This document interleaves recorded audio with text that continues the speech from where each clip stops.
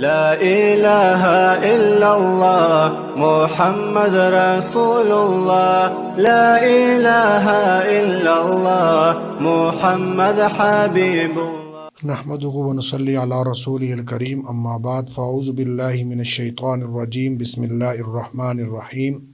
ہمارے محترم ناظرین و سامعین، میں ہوں آپ کا میزبان ماجد جمیل ستی، اور آپ دیکھ رہے ہیں رمضان المبارک کی مقدس ساعتوں میں حق نیوز کے پلیٹ فارم سے جمال رمضان۔ آپ سب کو سنت و برا سلام، السلام علیکم ورحمۃ اللہ وبرکاتہ۔ جب کاروبار میں خسارہ ہونے لگے اور گھر کا نظام درم برم ہونے لگے، جب انسان کو لگے کہ محنت کا کوئی فائدہ نہیں، تب ایک سوال پیدا ہوتا ہے، کیا یہ اللہ کی جانب سے آزمائش ہے، یا کیا یہ سود ہے، سود کے اثرات کا نتیجہ ہے؟ تو اللہ رب العزت نے قرآن پاک میں ارشاد فرمایا، یمحق اللہ الربا ویربی الصدقات، سود کا مال اللہ تعالیٰ مٹا دیتا ہے اور صدقے کا مال کو بڑھاتا ہے۔ آج ہم گفتگو کریں گے سود کی تباہ کاریاں۔ اس موضوع پر گفتگو کرنے کے لیے ہمارے درمیان موجود ہیں ایک معروف مذہبی اسکالر، اسلامک بینکنگ سے ان کا گہرا تعلق ہے، اسلامک بینکنگ میں بطور شریعہ اسکالر کام کر رہے ہیں اور درس و تدریس سے آپ کا تعلق ہے۔ میری مراد مفتی سمیع اللہ صاحب ہیں۔ آپ کا بہت بہت شکریہ کہ آپ نے قیمتی اوقات میں سے ہمارے لیے وقت نکالا۔ جمال رمضان پروگرام کی خصوصیت یہ ہے کہ جہاں پر کسی موضوع پر گفتگو کی جاتی ہے تو ساتھ ایک شناخواں بھی موجود ہوتے ہیں۔ تو آج جو شناخواں ہمارے درمیان موجود ہیں وہ بھی انتہائی معروف شخصیت ہیں، بہت اچھا کلام پڑھتے ہیں اور بڑی پیاری ان کی آواز ہے۔ میری مراد جناب محمد اویس کریمی صاحب، آپ کا بھی بہت شکریہ کہ آپ بھی ہمارے اس پروگرام میں تشریف لائے۔ گفتگو کا سلسلہ شروع کرتے ہیں۔ میں جناب مفتی سمیع اللہ صاحب سے گزارش کروں گا کہ ہمارے ناظرین اور سامعین کو بتائیں کہ ربا کسے کہتے ہیں، کیا ربا اور سود میں کوئی فرق ہے، اور ربا کی اقسام کیا ہے؟ بسم اللہ الرحمن الرحیم، ان الحمد للہ والصلاة والسلام علی رسول اللہ، اما بعد۔ اللہ جل شانہ نے قرآن میں فرمایا ہے، وَأَحَلَّ اللَّهُ الْبَيْعَ وَحَرَّمَ الرِّبَا، کہ اللہ جل شانہ نے بیع کو حلال اور ربا کو حرام قرار دیا ہے۔ اس ربا کے لفظ کو اور اس مفہوم کو اردو میں ادا کرنے کے لیے ہم سود کا لفظ استعمال کرتے ہیں، لیکن جیسے باقی ہم عربی کے الفاظ کو اردو میں ٹرانسلیٹ کرتے ہیں تو یہاں پر بھی یہ ٹرانسلیشن تو کی گئی ہے، اور بظاہر ہر بندہ یہی سمجھتا ہے کہ ربا اور سود یہ دونوں ایک ہی چیز ہیں، اور جو ربا کا مفہوم ہے وہی یہ سود کا لفظ بھی ادا کر رہا ہے۔ لیکن حقیقت میں دیکھا جائے تو ہمارے ہاں سود کا ایک خاص معنی سمجھا جاتا ہے۔ وہ معنی کیا ہے کہ ایک آدمی دوسرے کو قرض دے، ایک خاص مدت کے لیے دے، اور اس کے اوپر پھر ایک خاص نفع اس سے وصول کرے۔ مثلا ایک آدمی نے دوسرے کو 1,00,000 روپیہ دیا اور 3 یا 6 ماہ کے لیے دیا، اور اس کے ساتھ یہ طے کیا کہ آپ مجھے دوبارہ 1,10,000 روپے دیں گے۔ اردو میں اس کو سود کہا اور سمجھا جاتا ہے، اور حضور پاک صلی اللہ علیہ وسلم کے زمانے میں بھی یہ جو طریقہ تھا اور یہ جو سود کا کاروبار تھا یہ بہت رائج بلکہ عروج پر تھا۔ بہت سارے قبائل اور مدینہ کے یہود ان کے بارے میں مشہور تھا کہ ان کا تو کاروبار ہی یہی ہے کہ یہ لوگوں کو اس طرح پیسے دیتے ہیں اور ان سے پھر اس طرح اضافی پیسے لیتے ہیں۔ تو سود کا یہی مفہوم جو آپ صلی اللہ علیہ وسلم کے زمانے میں بھی رائج تھا، تو یہ ربا کا بھی مفہوم یہی سمجھا جاتا ہے اردو میں۔ لیکن حقیقت میں جو ربا کا لفظ ہے وہ اس اردو کے سود کے لفظ سے بہت وسیع مفہوم رکھتا ہے۔ بلکہ یہ جو سود ہے یہ ربا کی ایک قسم ہے، اور ربا میں اس کے علاوہ بھی کچھ چیزیں شامل ہیں، جیسا کہ حضور پاک صلی اللہ علیہ وسلم سے ایک روایت ہے، بخاری شریف کی روایت ہے، آپ صلی اللہ علیہ وسلم نے فرمایا الذهب بالذهب والفضة بالفضة والبر بالبر والشعير بالشعير والتمر بالتمر والملح بالملح مثلا بمثل یدن بید فمن زاد واستاد فقد اربا۔ اب اس حدیث میں حضور پاک صلی اللہ علیہ وسلم نے دیکھیں کہ 6 چیزوں کے تبادلے کا ذکر کیا، اور پھر فرمایا کہ اس تبادلے کے اندر 2 شرطیں ہیں، مثلاً بمثلن کہ برابری سرابری ہونی چاہیے، کمی زیادتی نہیں ہونی چاہیے، اور دوسری بات فرمائی یدن بیدن کہ یہ معاملہ کریڈٹ پہ ادھار پر نہیں ہونا چاہیے، بلکہ فوراً نقدی یا ہاتھ در ہاتھ ہونا چاہیے۔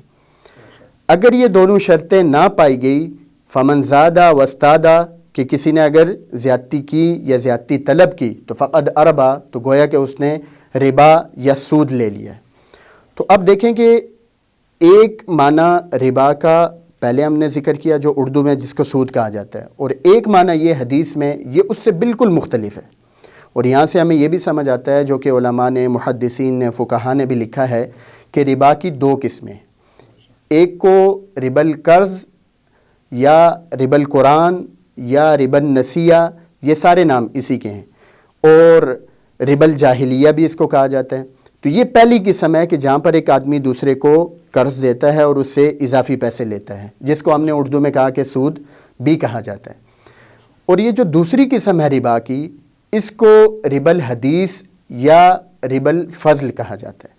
اور ربا الحدیث اس لیے کہا جاتا ہے کہ اس کا ذکر ہمیں اس کی تفصیل احادیث میں ملتی ہے۔ قرآن میں تو ربا کو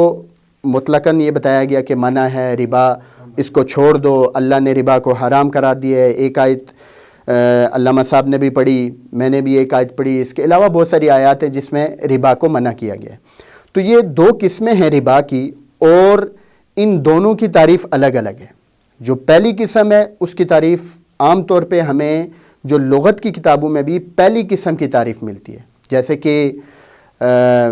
ایک حدیث بھی جو جامع صغیر میں بھی نقل کی گئی ہے اور بھی حدیث کی کتب میں نقل کی گئی ہے،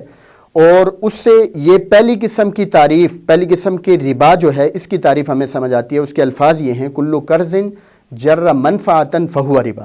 کہ ہر وہ قرض جو کچھ ساتھ اضافہ لے کر آئے، یعنی اس کے بدلے میں آپ کچھ اضافی رقم بھی لے رہے ہوں تو فہو ربا، تو اس کو ربا کہا گیا ہے۔ تو اسی سے شاید اردو میں ٹرانسلیٹ کرتے ہوئے یا اس کو ترجمہ کرتے ہوئے ہمارے ہاں یہ مشہور ہو گیا کہ شاید ربا اور سود یہ ایک ہی ہیں، لیکن حقیقت میں عربی میں ہم نے جیسے دیکھ لیا کہ قرآن و حدیث میں ہمیں ربا کی 2 قسمیں ملتی ہیں، اور دونوں کی تعریف میں تھوڑا تھوڑا فرق ہے۔ پہلی قسم کی تعریف آسان ہے کہ آپ کسی کو ادھار دیں اور اس سے اضافہ لیں، اور دوسری قسم ہے جو اس میں پھر شرائط ہیں، جیسے حدیث میں 6 چیزیں ذکر کی گئی، تو علماء نے اس کے اوپر بڑا تفصیلی کلام کیا ہے کہ ان 6 چیزوں کے علاوہ باقی جگہوں پر اگر تبادلہ ہوگا تو کہاں پر سود ہوگا، کہاں نہیں ہوگا، اس میں پھر 4 اسکول آف تھاٹ کا اختلاف بھی ہے۔ یہ ایک تفصیلی موضوع ہے، تو یہ مختصراً آپ جیسے میں نے ذکر کیا کہ ربا اور سود میں یہ فرق ہے، اور ربا کی اقسام یہ ہیں، اور دونوں جو اقسام ہیں ان کی بھی تعریف بھی الگ الگ ہے۔ ماشاءاللہ جی، بہت پیاری گفتگو آپ فرما رہے ہیں۔ تو اب ہمارے ناظرین اور سامعین کو آپ ایک اور جو ہے نا وہ بات بتائیں کہ ذاتی یا شخصی اور تجارتی سود میں کیا فرق ہے؟ جی یہ دیکھیں، شریعت میں ہمیں یہ کوئی فرق نہیں ملتا کہ شریعت نے اپنے احکامات میں کہیں پہ یہ بتایا ہو کہ یہ ذاتی جو سود ہے یا شخصی سود ہے اور جو تجارتی سود ہے ان میں کوئی فرق ہے کہ ایک جائز ہے یا ایک ناجائز ہے۔ ایسی کوئی تفصیل ہمیں قرآن و حدیث میں نہیں ملتی۔ اب یہ اصطلاح نکلی کہاں سے، ہم نے کہاں سے سنی؟ تو ہمارے ہاں تو زیادہ تر ہم نے یہ اس وقت سنی جب یہ ربا کا کیس عدالت میں گیا۔ تو عدالت میں گیا تو وہاں پر ظاہر ہے لوگوں نے اس کے خلاف اپیل بھی کی، تو اس اپیل کے دوران کچھ لوگوں نے ظاہری عقلی بنیاد پر یہ ایک دعویٰ کھڑا کیا کہ آپ صلی اللہ علیہ وسلم کے دور میں جو سود اور ربا ہوتا تھا وہ ایک عام آدمی اپنی شخصی ضرورت کے لیے لیتا تھا اور وہ مجبور ہوتا تھا، لیکن یہ سود دینے والا اس کے اوپر مزید ظلم کرتا تھا۔ کہ یہ اس کو پیسے دے کر اس سے اضافہ لے رہا ہے، حالانکہ وہ پہلے سے بیچارہ مجبور ہے۔ جبکہ آج کل کا جو تجارتی سود ہے، یہاں پر تو وہ لوگ سود لیتے ہیں جو اپنے بزنس کو بڑھا رہے ہیں، جو پہلے سے بہت ان کے پاس مال ہے، صرف اپنے مال کو مزید بڑھانا چاہتے ہیں، تو اس کے لیے وہ مزید سود لیتے ہیں، اور پھر اس سود کو لے کر اپنے بزنس میں وہ انویسٹ کر کے مزید اس کو بڑھاتے ہیں، مزید نفع کماتے ہیں۔ تو اس میں سے اگر وہ پیسے دینے والے کو کچھ اگر دے دیں تو اس میں تو کوئی خرابی نہیں ہے، یہاں پر تو کوئی ظلم نہیں ہے۔ تو یہ ان لوگوں نے ایک بڑی بظاہر خوشنما اور خوبصورت الفاظ کے لبادے میں اوڑھ کر ایک دلیل قائم کی اور عام لوگوں کے درمیان ایک الگ سے کنفیوژن کریٹ کرنے کی کوشش کی۔ تو جیسے میں نے ذکر کیا کہ شریعت میں تو ہمیں یہ کہیں پہ کوئی ان دونوں میں فرق نہیں ملتا، اور شریعت کا اصول بھی یہ ہے کہ شریعت ایک چیز کی حقیقت اور ماہیت کو منع کرتی ہے، پھر اس کی شکلیں اگر تبدیل ہو جائیں اس سے کوئی فرق نہیں پڑتا۔ جیسے شراب میں مثلا آج کل کوئی آدمی کہہ دے کہ آپ صلی اللہ علیہ وسلم کے دور میں تو شراب وہ مٹکوں میں اور بڑے گندے طریقے سے بدبودار طریقے سے بنائی جاتی تھی، آج کل تو مشینیں لگی ہوئی ہیں بڑے ہائیجینک اور بڑے ہیلدی طریقے سے اور بڑی صفائی کے ساتھ بڑے اچھے پروسیس سے گزر کر شراب تیار ہوتی ہے، اس لیے یہ جائز ہونی چاہیے۔ تو اور دوسرا آج کل جو نام ہے مثلا وسکی، برانڈی، یہ آپ صلی اللہ علیہ وسلم کے دور میں نہیں ہوتی تھی، تو اس لیے ان کو جائز ہونا چاہیے۔ تو اب کوئی بھی اس کو جائز نہیں کہے گا کیونکہ شراب منع ہے۔ اسی طرح ربا بھی چاہے تجارتی ہو یا شخصی ذاتی ہو یا تجارتی ہو، دونوں شریعت میں منع ہے۔ مزید اس کا جو یہ لوگ یہ تقسیم کرتے ہیں اور پھر یہ دعویٰ کرتے ہیں کہ تجارتی سود جائز اور ذاتی شخصی منع ہے، تو اس میں مزید میں یہ عرض کر دوں کہ آپ صلی اللہ علیہ وسلم کے دور میں، یعنی یہ دعویٰ بھی غلط ہے کہ آپ صلی اللہ علیہ وسلم کے دور میں صرف ذاتی سود ہوتا تھا، بلکہ میں چند مثالیں آپ کے سامنے ذکر کرتا ہوں کہ آپ صلی اللہ علیہ وسلم کے دور میں بھی اور صحابہ کے دور میں بھی تجارتی مقاصد کے لیے لوگ پیسے لیتے تھے، قرض لیتے تھے، اور وہ بھی سود کے زمرے میں آتا تھا اور اس کو بھی شریعت نے منع کیا ہے۔ اس کی ایک مثال بڑی مشہور حجۃ الوداع کے موقع پر حضور پاک صلی اللہ علیہ وسلم نے جب ربا کی آیات نازل ہوئی اور ربا کا اعلان فرمایا لوگوں کے سامنے، تو اس موقع پر آپ صلی اللہ علیہ وسلم نے فرمایا کہ سب سے پہلے میں اپنے چچا حضرت عباس کا سود معاف کرتا ہوں۔ اب روایات میں آتا ہے کہ وہ جو صرف سود کی رقم تھی، یعنی پرنسپل نہیں، اصل رقم نہیں، سود جو اس سے کم ہوتا ہے یقیناً کیونکہ پرنسپل تو زیادہ اماؤنٹ ہوتی ہے، تو جو سود کی رقم تھی وہ 10,000 مسکال تھی۔ ایک مسکال وہ 4.5 ماشے کا ہوتا ہے، اور ایک جو تولہ ہے سونے کا وہ 12 ماشے کا ہوتا ہے۔ تو اس حساب سے اگر ہم 10,000 مسکال کو پہلے ماشا میں تبدیل کریں تو یہ 45,000 بنتے ہیں، اس کو آپ 12 سے ڈیوائیڈ کریں تو آپ کے پاس تولہ آ جائے گا، تو یہ تقریباً بنتا ہے 3,750 تولہ۔ آج کل کے ریٹ کے حساب سے اگر ہم 3 لاکھ روپیہ، جیسے آج کل سونے کا ریٹ اس کے آس پاس چل رہا ہے، یہ 3 لاکھ کا کو اس کے ساتھ ملٹیپلائی کریں تو یہ رقم بلینز میں، ارب میں بنتی ہے، یعنی 1.1 کچھ ارب یہ بنتی ہے۔ اتنی بڑی رقم آج کل کے جو ہمارے ہاں پاکستان کے چھوٹے جو بینک ہیں ان کی سود کی رقم اتنی نہیں ہوتی، تو ایک شخص آپ صلی اللہ علیہ وسلم کے چچا حضرت عباس کی سود کی رقم اتنی زیادہ ہونا، یہ اس کے اوپر واضح دلیل ہے کہ یہ ذاتی یا شخصی سود نہیں تھا، کیونکہ وہاں ان قبائل کا طریقہ بھی یہی تھا کہ وہ تجارت کرتے تھے اور اس کے لیے رقمیں لیتے تھے۔ جیسے یہ 9 ہجری کا ہی واقعہ ہے، یعنی یہ جو سود کی آیات آئیں تو اس کے بعد طائف میں 2 مشہور قبیلے تھے، قبیلہ بنو ثقیف اور بنو مغیرہ۔ بنو مغیرہ پہلے مسلمان ہو گئے اور یہ بنو ثقیف 9 ہجری میں مسلمان ہوئے۔ جب یہ مسلمان ہوئے اور انہوں نے بنو مغیرہ سے اپنے قرض کا مطالبہ کیا اور ساتھ سود کا بھی مطالبہ کیا، تو انہوں نے کہا کہ اب ہم مسلمان ہو چکے ہیں، اس لیے ہم اصل رقم تو آپ کو واپس دیں گے لیکن سود کی رقم واپس نہیں دیں گے۔ تو اب یہ دیکھیں قبائل کے درمیان یہ معاہدہ ہو رہا ہے، اور قبائل کے درمیان جب ہو رہا ہے تو ظاہر ہے وہ ذاتی یا شخصی ضرورت کے لیے تو نہیں تھا، وہ تجارت کے لیے ہی تھا۔ پھر ایک اور روایت میں واضح طور پر آتا ہے کہ ایک عورت نے حضرت عمر رضی اللہ تعالیٰ عنہ، اس عورت کا نام بھی ہند آتا ہے، کہ انہوں نے 4,000 جو دینار تھے حضرت عمر رضی اللہ تعالیٰ عنہ سے لیے اور یہ کہا کہ میں ان سے تجارت کرنا چاہ رہی ہوں۔ تجارت کے لفظ، اس میں تجارت کا لفظ ذکر ہے اس حدیث میں، روایت میں، اور 4,000 کو آپ ملٹیپلائی کریں، جیسے یہ 3,750 بن رہے تھے حضرت عباس کا سود، تو 4000 کو اگر آپ ملٹیپلائی کریں تو یہ بھی 1 ارب سے 1.25 ارب کے قریب یہ رقم بنتی ہے. تو اب خود اندازہ لگائیں. اور اس پر روایت میں آگے ذکر ہے کہ اس عورت نے جا کر بنو کلب کی بکریاں خریدی اور وہاں سے پھر تجارت کی. تو یہ ان دلائل سے، اور اس کے علاوہ بہت ساری اور دلائل ہیں ہمارے پاس جو ہمیں احادیث میں، روایات میں ملتے ہیں، اور جہاں سے یہ واضح ہوتا ہے کہ آپ صلی اللہ علیہ وسلم کے زمانے میں، صحابہ کے زمانے میں بھی صرف ذاتی یا شخصی ضرورت کے لیے سود نہیں ہوتا تھا، بلکہ تجارتی مقاصد کے لیے بھی سود لوگ لیتے تھے. ماشاءاللہ جی، بہت پیاری گفتگو آپ فرما رہے ہیں. گفتگو کا سلسلہ انشاءاللہ جاری رہے گا. اب میں اپنے دوسرے مہمان محمد اویس کریمی صاحب کی طرف چلتا ہوں. ان سے گزارش کرتا ہوں کہ اپنا کلام پیش کریں. عدم سے لائی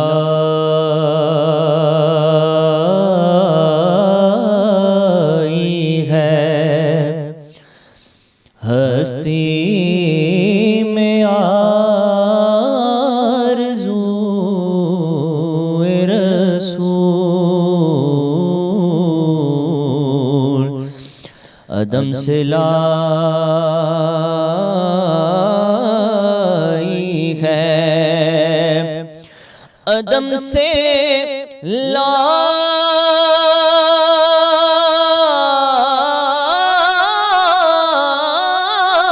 ہے ہستی میں آرزو رسول،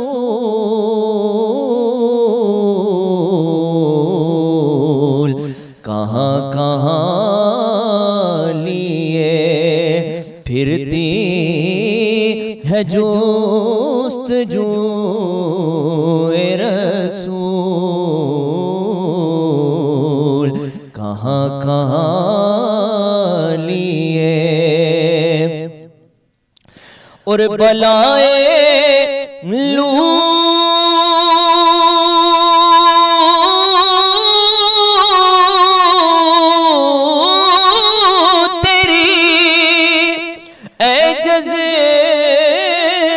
شوق صلی علی بلائے لو تیری اے جذب شوق صلی علی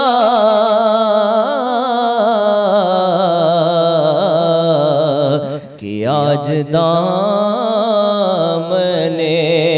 دل کھچ رہا ہے سوئے رسول، کہ آج دامنے اور جانے کلام شعر ہے کہ شگفتہ گلشن زہرا کا ہر گلے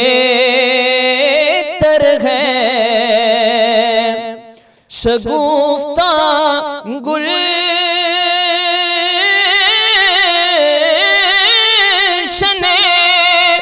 زہرا کا ہر گلے تر ہے،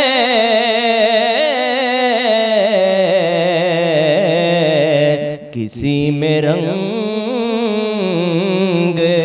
علی ہے اور کسی میں بوئے رسول، کسی میں رنگ علی ہے اور کسی میں بوئے رسول، عدم سے لائی ہے اور عجب تماشا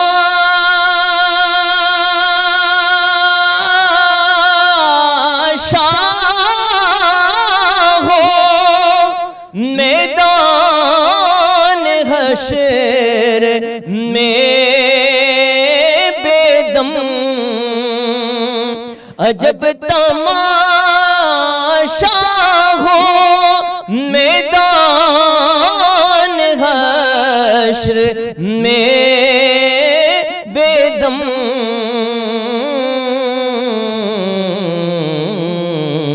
کہ سب ہو پیش خدا اور میں روبرو رسول کہ سب ہو پیش خدا اور میں روبرو رسول عدم سے لائی ہے ماشاءاللہ، بہت خوب، بہت اچھا کلام آپ نے پڑھا۔ اب ہم اپنے گفتگو کا سلسلہ جاری رکھتے ہوئے میں مفتی سمیع اللہ صاحب سے گزارش کروں گا کہ ہمارے ناظرین و سامعین کو آپ یہ بتائیں کہ پاکستان میں ربا کے حوالے سے عدالت نے کب اور کیا فیصلے دیے ہیں؟ بسم اللہ الرحمن الرحیم۔ پاکستان میں دیکھیں 1979 یعنی 1979 کے آئین کے تحت 2 نئی عدالتوں کا قیام وجود میں آیا۔ یہ 2 عدالتیں کون سی تھی؟ ایک وفاقی شرعی عدالت ہے اور ایک سپریم کورٹ میں شریعہ اپیلیٹ بینچ، یہ اس کا قیام یہ عمل میں آیا۔ لیکن ابتدا میں تقریباً 10 سال تک یہ جو عدالتیں تھیں تو مالی معاملات کو ان کے دائرہ کار سے باہر رکھا گیا کہ یہ عدالتیں مالی معاملات کے کیس اور مسائل ان کو نہیں سن سکتی۔ بہرحال 10 سال بعد جب ان عدالتوں نے مالی معاملات کے کیس بھی سننا شروع کیے تو وہاں پر یہ کیس سب سے پہلے آیا کہ ہمارے ہاں جو بینکنگ انٹرسٹ یا بینکنگ کا جو نظام ہے یہ سود اور ربا کی بیسس پر چل رہا ہے، اس کو ختم کرنا چاہیے۔ اور اسی سے متعلق جو ہمارے ہاں انگریزوں کے بنائے ہوئے قوانین اور لا جو ابھی تک چل رہا ہے وہ بھی چونکہ اس سے متعلق ہے تو اس کو بھی ختم کر کے نئے قوانین شرعی اصولوں کے بنیاد پر بنانے چاہیے۔ اور یہ ویسے ہم سب لوگ جانتے ہیں کہ اور ناظرین میں ان کی اس کی آگاہی کے لیے میں یہ ذکر کرنا چاہوں گا یہاں پہ کہ ہمارے آئین میں یہ گنجائش ہے کہ کوئی بھی مسلمان شہری، پاکستانی شہری، وہ اگر یہ سمجھتا ہے کہ آئین کا کوئی بھی جو کوئی شک یا کوئی قانون وہ شریعت کے مخالف ہے تو وہ عدالت میں اس کو چیلنج کر سکتا ہے، اور عدالت اس بات کی پابند ہوگی کہ اگر وہ واقعی اس کو ثابت کرتا ہے تو وہ اس قانون کو اور اس آئین میں وہ تبدیلی کر دے، اس شک کو ختم کر دے۔ بہرحال یہ جب پہلی اپیل وفاقی شرعی عدالت کے سامنے آئی تو اس پہ سماعت ہوتی رہی، اور 1991 میں وفاقی شرعی عدالت نے یہ فیصلہ دیا کہ یہ جو پاکستان میں یہ بینکاری کا نظام ہے یہ انٹرسٹ اور سود کی بیسس پر چل رہا ہے، اور اس سے متعلقہ جو بھی قوانین ہیں یہ غیر آئینی، غیر شرعی ہیں، اس لیے ان کو کالعدم کیا جاتا ہے۔ اور انہوں نے پارلیمنٹ کو اور متعلقہ اداروں کو کہا کہ آپ اس کی جگہ پر نئے قوانین بنائیں اور اس کو تبدیل کیا جائے۔ لیکن چونکہ ہمارے ہاں سودی نظام بڑا مضبوط ہو چکا تھا اس وقت تک، اور بڑے بڑے بزنس مین اس میں انوالو تھے، بڑے بڑے بینک تھے، تو انہوں نے فوراً عدالت میں اس کے خلاف وہ اس کو چیلنج کر دیا فیصلے کو، اور اس کے خلاف اپیلیں لے کر پہنچ گئے عدالت میں۔ تو یوں یہ فیصلہ تھوڑا لٹک گیا، اور یہ وفاقی شرعی عدالت سے یہ پھر اپیل یہ مقدمہ یہ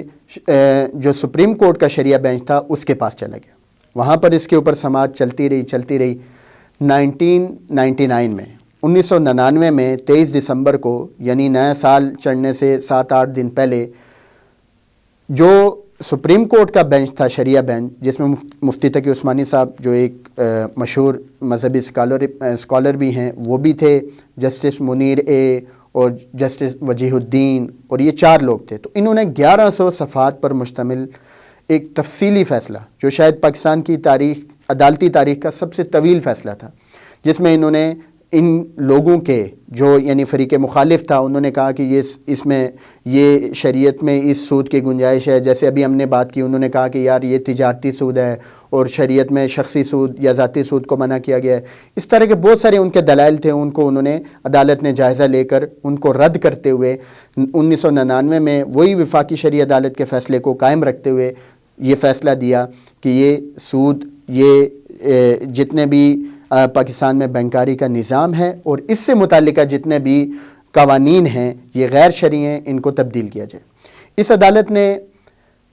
کوئی تقریباً 6 مہینے کا وقت بھی دیا حکومت کو کہ اتنے عرصے میں اس کو تبدیل کیا جائے۔ خیر پھر دوبارہ اس کے خلاف اپیلیں دائر ہوئی، اور پھر اس دوران حکومت بھی تبدیل ہو گئی، اور پھر یہ معاملہ جو ہے نا کھٹائی میں چلا گیا۔ پھر 2002 میں جو نئی عدالتیں تھیں، انہوں نے دوبارہ جو سپریم کورٹ نے یہ فیصلہ دوبارہ وفاقی شرعی عدالت کی طرف بھیج دیا، اور بدقسمتی دیکھیں کہ پاکستان جو ملک اسلام کے نام پر، شریعت کے نام پر بنا تھا، وہاں پر ایک جو خالص شرعی مسئلہ ہے اس کے اوپر دیکھیں عدالت نے کیسے اس کو لٹکایا، اور ہمارے جو پاکستانی بہت سارے ہمارے مسلمان دوست، ہمارے بھائی، وہ اس کے خلاف چلے گئے۔ بہرحال وفاقی شرعی عدالت میں دوبارہ یہ کیس گیا، اور تقریباً 2 دہائیاں وہاں پر یہ کیس چلتا رہا، اور پھر اپریل 2022 میں وفاقی شرعی عدالت نے پھر یہ فیصلہ دیا کہ وہ 1999 اور 1991 والے فیصلے بالکل درست تھے، اور یہ جو قوانین ہیں اور یہ جو بینکاری کا نظام ہے یہ سود کی بنیاد پر قائم شدہ ہے، اور یہ شریعت کے اصولوں کے خلاف ہے، اور یہ غیر اسلامی ہے، اس لیے اس کو ختم کیا جائے۔ اس عدالت نے حکومت کو 5 سال کا وقت دیا ہے، جو کہ دسمبر 2027 تک ہے، کہ 5 سال کے اندر اندر آپ اپنے جو بھی یہ قوانین ہیں اور یہ جو نظام ہے مالیاتی نظام، اس کو تبدیل کریں اور شریعت کے اصولوں کے مطابق اس کو بنائیں۔ ماشاءاللہ آپ نے بہت ہی مدلل انداز میں ہمارے ناظرین کی آپ نے رہنمائی فرمائی۔ مفتی صاحب آپ ہمارے سامعین کو یہ بتائیں کہ شرعی پہلو کے علاوہ خالص معاشی پہلو میں ربا میں کیا خرابی ہے؟ جی یہ بڑا زبردست سوال کیا آپ نے، اور ہمارے بہت سارے لوگ یہ کہتے ہیں کہ یار آپ لوگ کہتے ہیں کہ بھائی ربا کو منع کیا ہے، تو یہ دیکھیں کہ پوری دنیا کا نظام اسی پہ چل رہا ہے، مالیاتی نظام، اور بڑا اچھا چل رہا ہے۔ تو اس میں دیکھیں ایک تو وہی آپ والی بات کہ شرعی پہلو ایک مسلمان کے لیے تو ہے ہی ہے، ہمارے لیے تو شریعت کا حکم سب سے پہلے ہے، چاہے اس میں نقصان بھی ہو تو ہم نے اسی کو ماننا ہے۔ تو شریعت نے تو واضح طور پر ربا کو منع کیا ہے، سود کو منع کیا ہے، اور ایک مسلمان کے لیے تو یہ گنجائش نہیں ہے، چاہے اس میں فائدہ بھی ہو۔ لیکن میں آپ کو مثال سے سمجھاتا ہوں کہ اس میں معاشی حساب سے بھی جو اسلامی نظام ہے، اسلامی مالیاتی نظام ہے، وہ اس سودی نظام سے بہت بہتر ہے۔ کیسے؟ میں مثال سے آپ کو سمجھاتا ہوں کہ ہمارے ہاں جو سود کا متبادل شریعت نے پیش کیا ہے وہ مضاربہ اور مشارکہ ہے، پارٹنرشپ کی فارمز ہیں۔ یعنی سود میں کیا ہوتا ہے کہ ایک آدمی دوسرے کو پیسے دیتا ہے، وہ آگے مثلا جو تجارتی سود کی ہم نے بات کی اور جو بینکوں میں آج رائج ہے کہ اس سے اس نے جا کر بزنس کیا، اور اس بزنس سے کچھ پروفٹ اس نے جو بھی کمایا اس میں سے تھوڑا سا اس کو دے دیا جس کے پیسے تھے، اور باقی اس نے خود رکھ لیا۔ اس کا متبادل پارٹنرشپ ہے شریعت میں۔ اس میں کیا ہے، مثلا ایک آدمی 2 کروڑ کا بزنس شروع کرنا چاہ رہا ہے، 1 کروڑ اس کے پاس ہے، 1 کروڑ اس نے دوسرے سے لیا، اب وہ دونوں پارٹنر بن گئے۔ جب پارٹنر بن گئے تو اب شریعت یہ کہتی ہے کہ نقصان میں بھی یہ شریک ہوں گے اور نفع میں بھی شریک ہوں گے۔ بالفرض اللہ نہ کرے پہلے سال جا کے 1 لاکھ کا یا 10 لاکھ کا مثلا نقصان ہو گیا، تو اب یہ 10 لاکھ کا نقصان 5 لاکھ دونوں برداشت کریں گے۔ نفع ہوا مثلا 10 لاکھ نفع ہوا، تو یہ نفع بھی دونوں، وہ اگر 50% کا نفع کا تناسب بھی شروع میں طے ہوا تھا، کیونکہ اس میں شریعت تھوڑی گنجائش دیتی ہے کہ نفع کا تناسب آپ تھوڑا کم زیادہ کر سکتے ہیں، وہ تفصیلی اصول ہیں، لیکن خیر ہم مثال کو آسان لیتے ہیں کہ وہ نفع کی بھی بنیاد 50-50 تھی، تو اب کیا ہوگا، دونوں 5 لاکھ لے لیں گے۔ اب ہم اسی مثال کو سودی ٹرانزیکشن میں سمجھتے ہیں کہ ایک کاروبار تھا، اس میں ایک آدمی کے پاس 1 کروڑ روپیہ تھا، 1 کروڑ روپیہ اس نے سود پر کسی سے لے لیا۔ اب سود والے نے اس کو کہا کہ یار آپ نے مجھے ماہانہ اس پہ 10 لاکھ روپیہ دینا ہے۔ اب بزنس سے نفع ہی 10 لاکھ ہوا، تو 10 لاکھ کیا ہوگا، وہ سارا کے سارا سود والا لے جائے گا، اور وہ جو جس کا بزنس ہے اس کو کچھ بھی نہیں ملے گا۔ اس سے بھی آگے چلیں، مثلا اس کو نقصان ہو گیا، تو اب نقصان ہوتے ہوئے بھی وہ بزنس مین نقصان برداشت کرے گا، اور سود والا کیا کرے گا، اس کو 10 لاکھ ملے گا ہی ملے گا۔ تو اب یہاں پر خالص معاشی حوالے سے اس میں فرق سمجھیں کہ جو ہمارا اسلامی مالیاتی نظام ہے وہ ریئل اکنامکس یا ریئل فائنانس کی بنیاد پہ چل رہے ہیں. کیسے کہ جو حقیقت میں جو بھی نفع ہوا جو بھی نقصان ہوا اسی کو آپ تقسیم کر رہے ہیں. جبکہ یہ جو سودی نظام ہے یہ ریئل اکنامکس یا ریئل بزنس کے اوپر نہیں چل رہا. ریئل بزنس کچھ اور کر رہا ہے, یہ کچھ اور کر رہے ہیں. ٹھیک ہے, تو اس میں نفع بھی ہو, مثلا اگر نفع بہت زیادہ ہو گیا, مثلا 30 لاکھ روپیہ نفع ہو گیا, تب بھی شریعہ والے سے آپ دیکھیں کہ وہاں تب بھی وہ کہہ رہے ہیں کہ نفع جو ریئل نفع ہے وہی تقسیم ہوگا, دونوں آدھا آدھا لے لیں گے. لیکن سودی نظام میں کیا ہے کہ آپ 10 لاکھ اس کو دیں گے, باقی 20 آپ خود رکھیں گے. تو یہاں پر بھی دیکھیں ایک پارٹی کا نقصان بظاہر لگ رہا ہے, دوسرے کا نفع, حالانکہ پیسے دونوں کے لگے ہوئے ہیں. تو یہ جو ہمارا اسلامی مالیاتی نظام ہے یہ ریئل اکنامکس کی بیسس پر ہے. جبکہ جو یہ سودی نظام ہے یہ ریئل مارکیٹ یا ریئل اکنامکس کی بیسس پہ نہیں چل رہا. اور جب یہ ریئل مارکیٹ کی بیسس پر نہیں چل رہا تو مارکیٹ میں جب کوئی شارٹ فال آتا ہے یا مارکیٹ میں کہیں نقصان ہوتا ہے تو پھر اس کا نقصان کیا ہوتا ہے, وہ پھر ہر پارٹی ہر بندہ وہ اس کو فیس کرتا ہے. تو یہ خالص معاشی حوالے سے بھی اگر آپ دیکھیں تو جو سودی نظام ہے اس سے ہمارا اسلامی مالیاتی نظام بہت بہتر ہے. ماشاءاللہ جی, آپ نے بہت پیاری گفتگو کی. اب اس سے مزید سوالات بھی اور بھی ذہن میں ہیں, لیکن کیونکہ پروگرام کا ہمارا جو وقت ہے وہ مختصر ہوتا ہے, اس حوالے سے ہم آپ سے پھر ایک مرتبہ ٹائم لیں گے. اب ہم دوسرے اپنے مہمان کی طرف چلتے ہیں, جناب محمد اویس کریمی صاحب کی طرف کو اپنا دوسرا کلام پیش کریں. غلام حشر میں جب سید الورا کے چلے,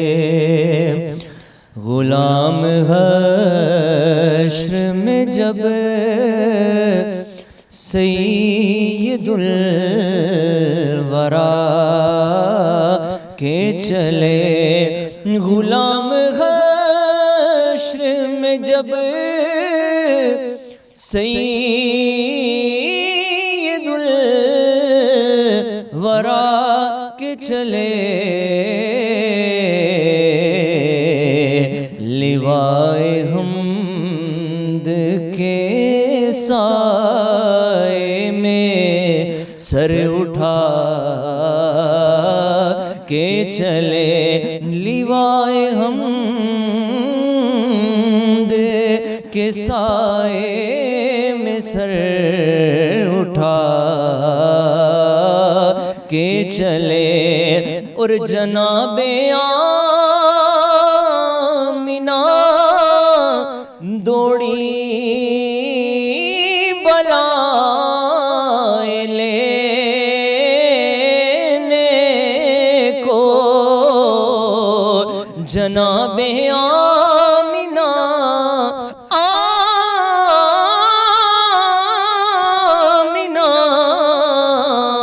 جناب آمنہ دوڑی بلائے لینے کو, جو سر پہ تاج شفاعت کا وہ سجا کے چلے, جو سر پہ تاج شفاعت کا وہ سجا کے چلے, اور نشے کی علت و حرمت میں تھا یہ پہلو بھی, نشے کی علت و حرمت میں تھا یہ پہلو بھی, کہ پل صراط سے مومن نہ لڑکھڑا کے چلے, کہ پل صراط سے مومن نہ لڑکھڑا کے چلے, اور نظر بعالم پاکی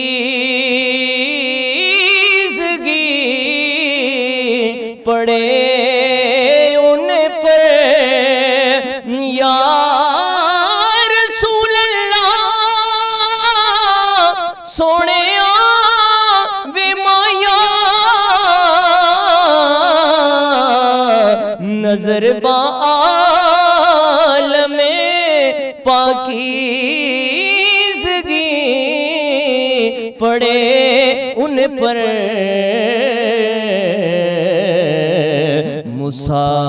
مسافران لحد اس لیے نہا کے چلے مسافران لحد اس لیے نہا کے چلے اور نصیر کون ہے ان کے سوا رسول ایسا نصیر کون ہے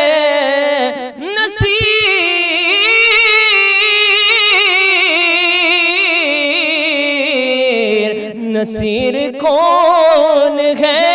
ان کے سوا رسول ایسا جو بخشوانے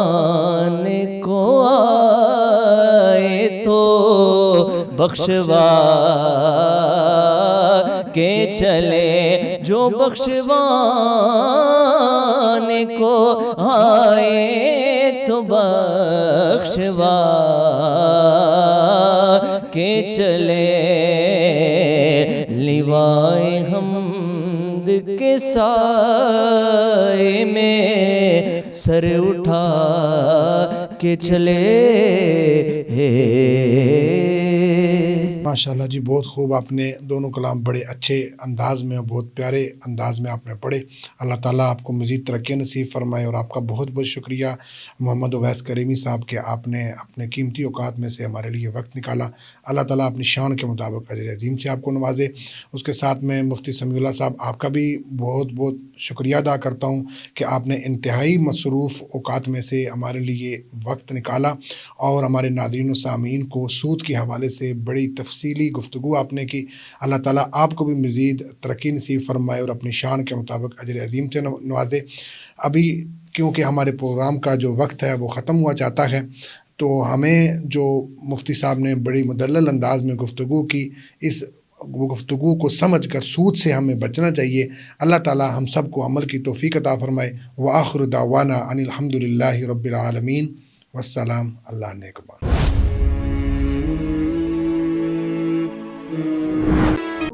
لا إله إلا الله محمد رسول الله. لا إله